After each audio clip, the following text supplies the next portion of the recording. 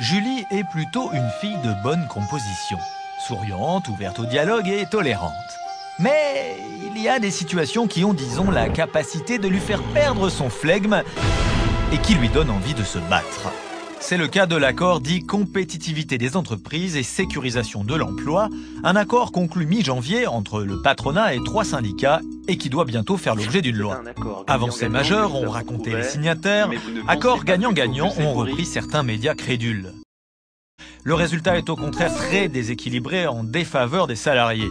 En clair, mesure phare, les patrons ont obtenu qu'en cas de graves difficultés, les salaires et le temps de travail puissent baisser pendant 2 ans. La mesure, nous dit-on, doit permettre de sauver l'emploi, le temps que le carnet de commandes reparte. En réalité, ce qu'on nous présente comme une avancée est une recette vieille de 30 ans. Au prétexte de lutter contre le chômage, on a détricoté les garanties collectives, comme l'augmentation des salaires en fonction des prix ou l'autorisation administrative de licencier par exemple.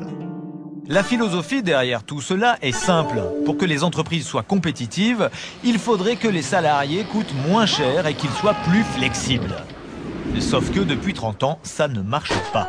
Le chômage ne recule pas et l'insécurité au travail augmente. Pour FO, sortir de la crise, ce n'est pas la faire payer aux salariés.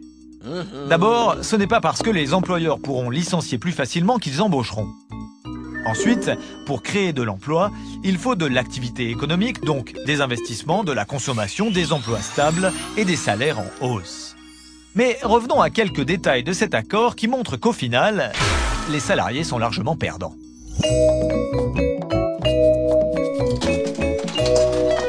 À la machine à café l'autre jour, Jean insistait sur ce qu'il avait entendu à la radio.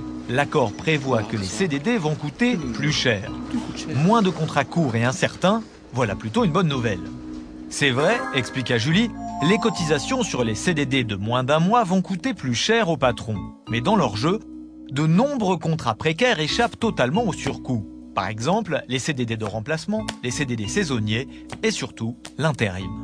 Au final, FO a calculé que 3/4 des contrats précaires échapperont à la moindre hausse de cotisation.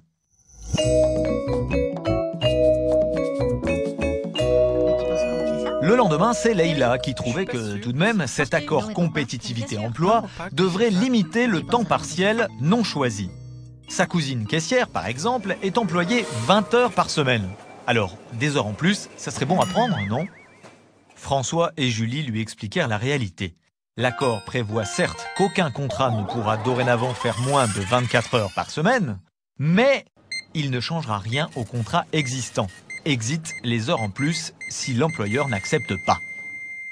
Pour les nouveaux embauchés, une demande écrite et motivée du salarié suffira à l'employeur pour proposer un temps partiel de moins de 24 heures.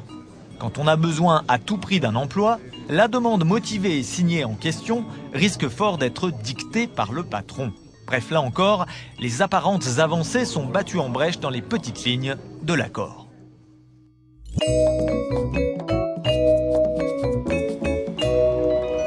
Sur le chemin du retour, Julie discuta avec Luc, délégué syndical comme elle. Dans son entreprise, face à la baisse des commandes, 10 licenciements ont été décidés. Si l'accord passe, la direction pourra choisir qui doit partir sur le nouveau critère plutôt flou de compétence. Jusqu'à maintenant, des critères objectifs existaient pour protéger par exemple ceux qui ont la charge d'une famille ou les plus anciens, qui sont d'ailleurs aussi compétents que les autres. Si l'accord passe, les salariés se trouveront soumis à une cruelle et arbitraire loterie.